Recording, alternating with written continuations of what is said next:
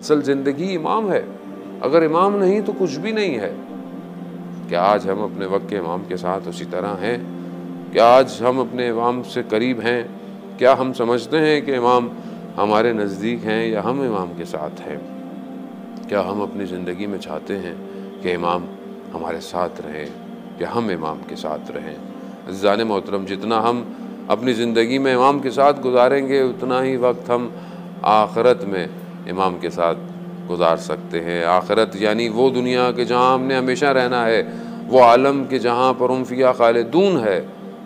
जो इंसान यहाँ पर इमाम के साथ रहेगा वही इंसान वहाँ भी इमाम के साथ रहेगा। वो इमाम कि जो हबीब अपने मज़ाहिर के थे वो मेरे नहीं हैं। वो इमाम जो मुस्लिम ने औसजा का थे मेरे नहीं हैं, क्योंकि मैं उस हालत तक नहीं पहुँच पाया, उन इम्तिहानों से नहीं गुज़र पाया कि मैं अपने वक्त के इमाम को जो है वो कश्फ कर सकूँ। अज़ीज़ान मोहतरम, यही इश्क़ और मोहब्बत चाहिए, यही मारिफत चाहिए।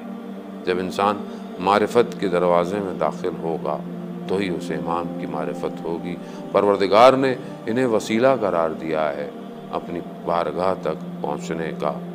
अय्याम अयाद शाबानिया में हम कोशिश करें कि हम इमाम की मारिफत हासिल करें और अपने आप को इमाम के साथ जो है वो मुंसलिक करें और अपनी ज़िंदगी में देखें कि इमाम हमारी ज़िंदगी में कहाँ है।